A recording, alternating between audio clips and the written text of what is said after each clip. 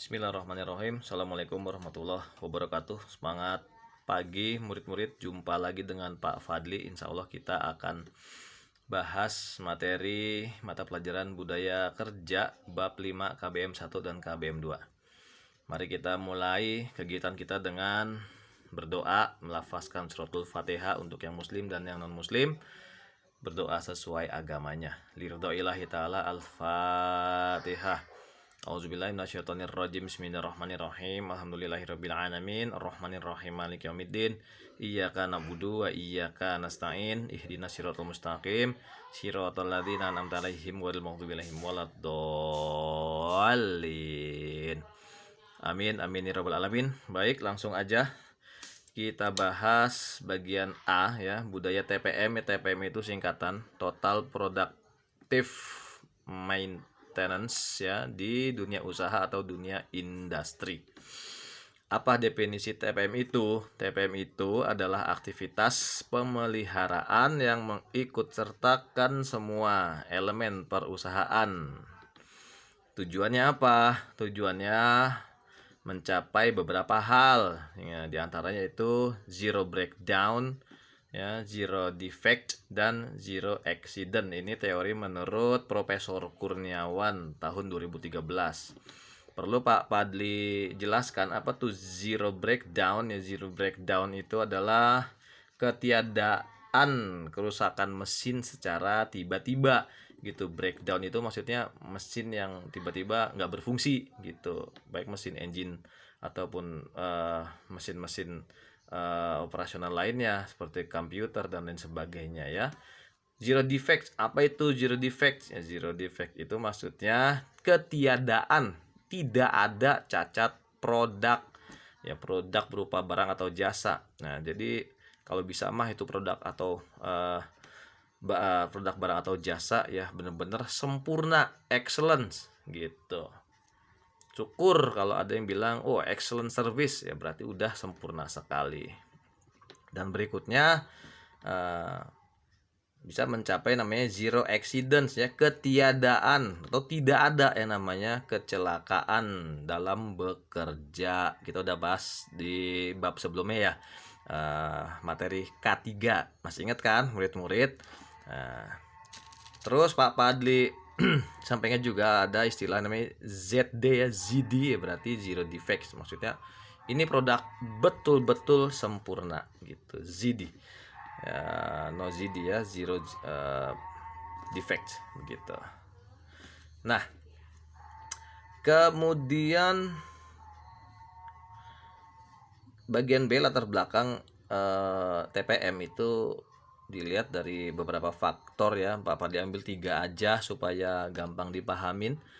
Yang paling utama itu faktor manusia terlebih dahulu. Kenapa? Karena kita tahu SDM sangat berpengaruh terhadap produksi ya, produktivitas yang dijalankan. Apa aja sih poin-poin di dalam SDM itu? Ada beberapa ya, Pak Fadli ambil 3 aja ya, 3 aja lagi biar semua bisa mudah memahamin. Sumber daya manusia itu yang kita tinjau untuk nomor satunya itu kepribadian ya, sebagaimana kalau kita PTMT ya, pembelajaran tatap muka di kelas, kan Pak Fadli sampaikan ya, penting yang namanya kepribadian gitu. Siapapun kita harus punya kepribadian, tentu kepribadian yang baik, lain dengan yang namanya attitude ya. Attitude itu kan sikap itu di depan bisa baik, bisa manis, di belakang bisa sebaliknya. Tapi kalau kepribadian ada atau enggak ada atasan atau bos, tetap baik seterusnya begitu.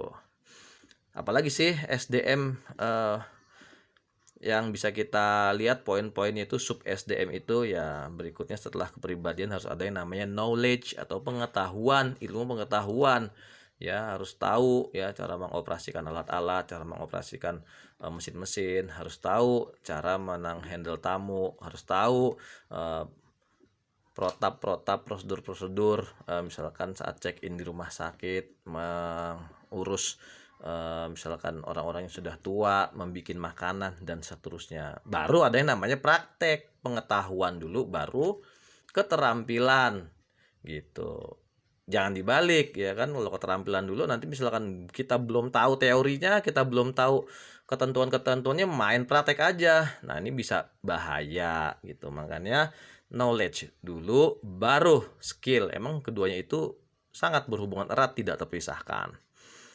Dan yang ketiga, SDM itu bisa ditinjau dari, ya mohon maaf nih ya, kondisi fisik dan psikis orang tersebut gitu. Kondisi fisik itu misalkan apa sih? Yaitu integritas yang pernah kita bahas ya kan. Gitu, orangnya kuat, nggak penyakitan, maaf nih gitu. Bisa kerja dari jam 7 pagi sampai jam 3 atau jam 4 sore sanggup. Karena apa dilihat ada juga orang yang bener-bener kekuatan fisiknya itu nggak standar. Jadi harusnya dia itu bisa bekerja, malahan nggak bisa memenuhi jam yang emang menjadi beban kerja yang udah standar di seluruh penjuru dunia ya gitu. Kerja 8 jam tuh udah standar. Nah, jadi faktor manusia ya, dalam hal ini SDM, Pak Padli tekankan ya, perlu kita kenalin dengan sebaik mungkin.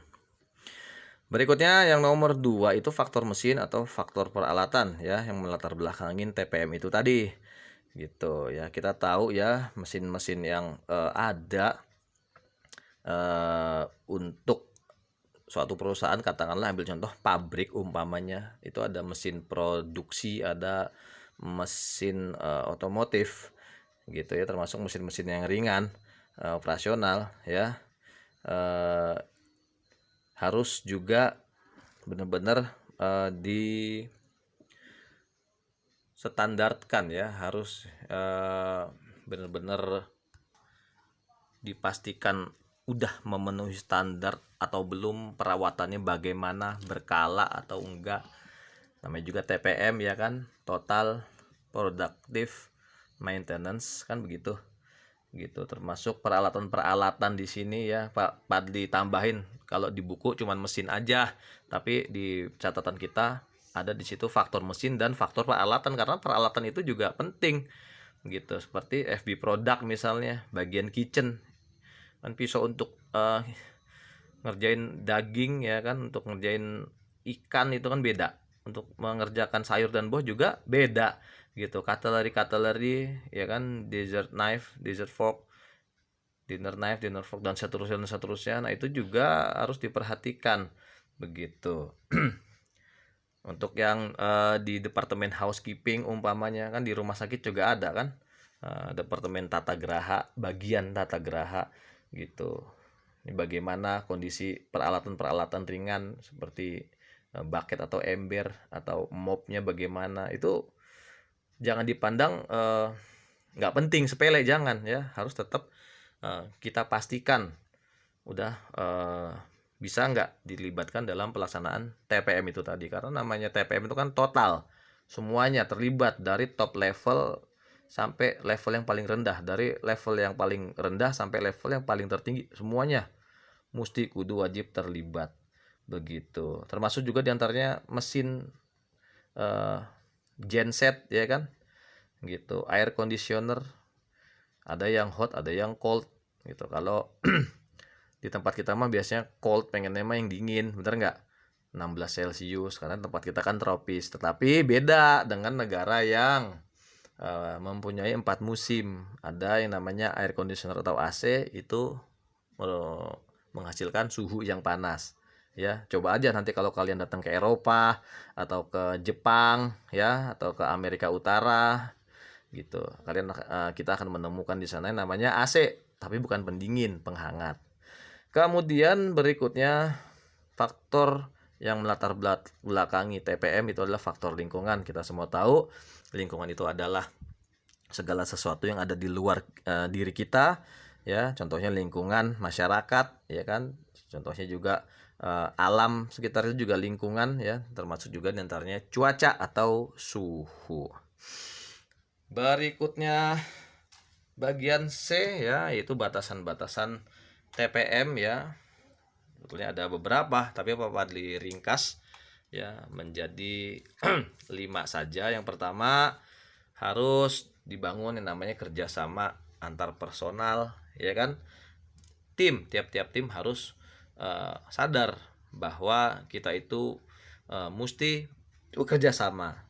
Kalau udah tercapai kerja sama dalam tim, baru bisa kerjasama antar departemen atau antar bagian begitu. Kalau udah bisa kerjasama antar bagian atau departemen atau section, ya bukan nggak mungkin perusahaan yang sudah menjadi perusahaan besar bisa menerapkan TPM secara bersama-sama, ya, induk perusahaan dengan anak perusahaan. Ini contohnya nih, umpamanya nih gitu, ada pabrik rokok Sampurna misalnya, ya kan, ada Sampurna Kretek, ada Sampurna Mil, ya kan, kebetulan ini pemiliknya sama, ya, ownernya sama, ya bisa aja diadain namanya TPM di perusahaan yang ownernya sama dengan standar yang sama begitu. Berikutnya diadain namanya pendekatan lapangan. Tentu lapangan di sini bukan lapangan olahraga, lapangan bulu tangkis, lapangan sepak bola gitu ya, atau lapangan bola voli. Bukan, lapangan di sini adalah lapangan ketika saat beroperasional begitu. Tentu standarnya adalah K3, ya kan, keselamatan dan keamanan kerja. Kita udah bahas, nggak usah dibahas lagi. Kemudian yang ketiga, mengadakan yang namanya motivasi. Motivasi itu berarti kita undang motivator, bener gak? Kita undang narasumber yang emang benar-benar kompeten menguasai bidang yang emang udah ditentuin, yang emang sudah dipercayakan begitu. Diadain pembinaan-pembinaan, workshop, seminar-seminar gitu, diklat, ya, training, termasuk diantaranya training atau latihan menghadapi bencana, simulasi menghadapi bencana seperti bencana alam, nauzubillah jangan sampai kejadian, ya, bencana kebakaran, ya, kita nggak pengen sih terjadi bencana kebakaran, tetapi perlu diadain, ya, yang namanya training menghadapi atau latihan menghadapi bencana yang disebutkan tadi, supaya kalau emang benar-benar terjadi, ya seenggak-enggaknya kita udah ada bayangan apa sih yang harus kita ambil langkah-langkahnya begitu. Dan yang keempat, melibatkan peserta atau partisipan gitu. Tadi udah dijelaskan, ya kan, mulai dari level yang paling bawah sampai level yang paling atas, semua terlibat. Dan yang terakhir, nomor 5, harus menjalankan konsep, ya, yang udah dirumuskan oleh pimpinan-pimpinan, harus dijalankan, jangan cuma ditempel atau dipajang aja.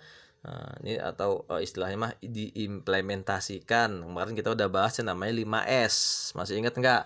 Gitu, itu cuman satu dari sekian contoh budaya kerja yang ada di negara Jepang gitu. Untuk lebih jelasnya mah ada di halaman 24 kalau nggak salah. Di situ ada beberapa perusahaan yang merumuskan budaya kerja di tempatnya masing-masing begitu.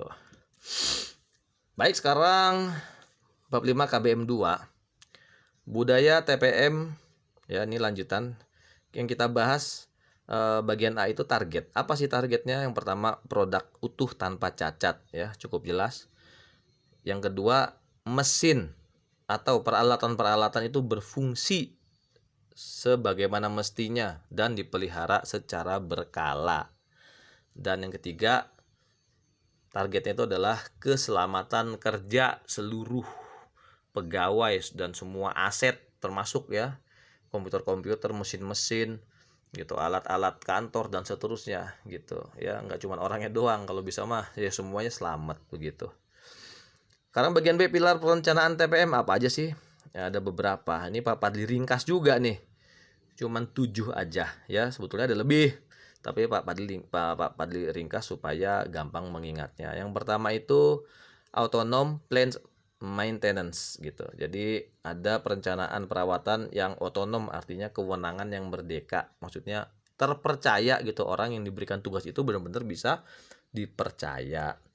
Maksudnya merdeka gimana? Ya kadang-kadang mohon maaf kan ada tuh owner atau atasan yang nggak tahu bidangnya tapi intervensi atau ikut campur. Nah itu berarti nggak merdeka gitu. Udah percayain aja kepada orang yang emang menguasai bidangnya gitu, ya, supaya bisa bekerja dengan maksimal.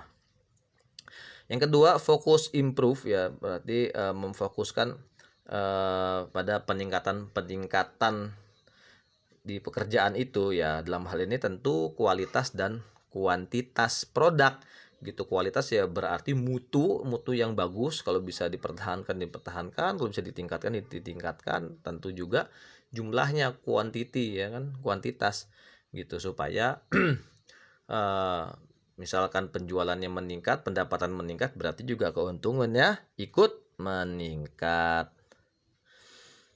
Dan yang berikutnya itu quality management ya. Manajemen berarti para pimpinan di sini gitu. Misalkan seperti di kantor, umpamanya ada kepala kantor, ada kasubag tata usaha, ada kasubag arsip, ada kepala security. Nah, itu manajemen tuh, pimpinan-pimpinannya tuh gitu. Harus terus ditingkatkan kualitas SDM pada pimpinan-pimpinan itu. Dengan cara apa ya? Dengan cara pembinaan yang tadi udah dibahas ya, diklat dan sebagainya. Berikutnya yang keempat ada education and training ya. Ini sama ya, diklat yang diadakan untuk pegawai-pegawai gitu. Kemudian HSE atau SHE, Safety Health Environment gitu. Apa itu? Maksudnya pertanggungan jawab terhadap keselamatan lingkungan gitu. Ini produk ini bisa menghasilkan limbah enggak? Oh, ada. Dampaknya apa sih terhadap rumput, terhadap hewan, terhadap tanah, terhadap tanaman, dan seterusnya terhadap air umpamanya.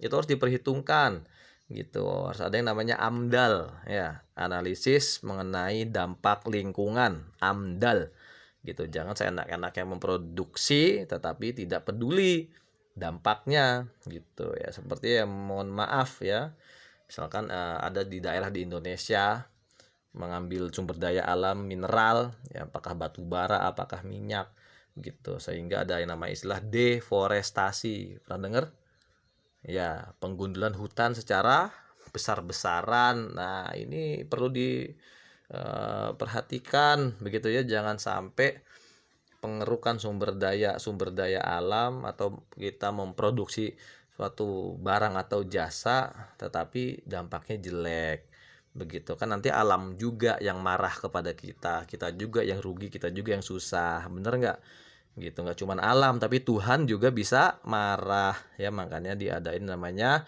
HSE itu supaya tercapai yang namanya TPM. Berikutnya nomor 6, administration dan office ya. Ini administrasi berarti pencatatan yang memang sistematis, yang rapi gitu. Jangan asal-asalan, tanggalnya berurut ya kan, harinya berurut, nomornya urut. Tertib administrasi contohnya seperti pencatatan NIK. Benar nggak? Nomor induk kependudukan ya kan? Gitu. Tiap-tiap kita punya NIK, misalkan Jakarta Selatan. Tuh. Kodenya misalkan 367406 ya kan. Provinsi Jakarta 32 umpamanya, 76 Jakarta Selatan umpamanya, 367402 kecamatannya Kecamatan Pondok Lambu, dan seterusnya. Itu ada peraturannya ya, tertib administrasi. Dan berikutnya nomor 7 adalah quality product ya, tentu produk yang berkualitas, cukup jelas. Sekarang bagian C yang terakhir, manfaat TPM apa aja. Yang pertama, budaya bisnis yang berkelanjutan. Sebagaimana pernah disampaikan Pak Fadli ya, kita bisnis nggak cuman bikin satu perusahaan, kalau bisa mah punya cabang, pusatnya di Jakarta di Pondok Labu ya kan, buka cabang di Depok, berkembang lagi, bisa diputar itu duit, bisa diputar itu modal, produknya bisa ditingkatkan, variannya bisa ditambahkan, buka lagi di Tangerang, buka lagi di Bekasi, buka lagi di Bandung, buka lagi di Sumatera, di Kalimantan, Sulawesi, dan seterusnya kan pengennya begitu. Budaya bisnis yang berkelanjutan. Kalau perlu ada namanya anak perusahaan. Berikutnya SOP, sistematis ya kan, POS, prosedur operasional standar, protap, prosedur tetap ya. Pokoknya intinya ada pedoman yang bisa dijadiin pegangan. Berikutnya nomor 3, peningkatan kualitas perilaku ya. Manfaat TPM itu meningkatkan kualitas perilaku ya, tentu pegawai punya kepribadian itu tadi gitu. Jangan nggak punya kepribadian, ya, nggak kerja, misalkan sakit nggak ngabarin, nggak lapor kepada supervisor, nggak lapor ke HRD, nggak lapor kepada atasan. Nah ini ngawur ini, gitu, nggak punya kepribadian berarti. Nah, namanya kita dinas, kita kerja ya harus komunikatif begitu ya. Dan yang terakhir, ketercapaian zero loss, maksudnya kerugian yang tidak ada, ketiadaan kerugian, itu yang pengen dicapai. Namanya kita usaha pengennya dapat untung, tidak pengen rugi kan? Tidak. Baik ya, itu aja yang bisa disampaikan dari Pak Fadli. Pak Fadli ucapin terima kasih dan mohon maaf. Tetap jaga iman, tetap jaga kesehatan, dan tetap bersabar. Tetap kita berzikir pada Allah, mudah-mudahan Allah mengasihani kita dan memberikan pertolongan kepada kita. Amin ya robbal alamin. Salam 28 Jaya. Assalamualaikum warahmatullahi wabarakatuh.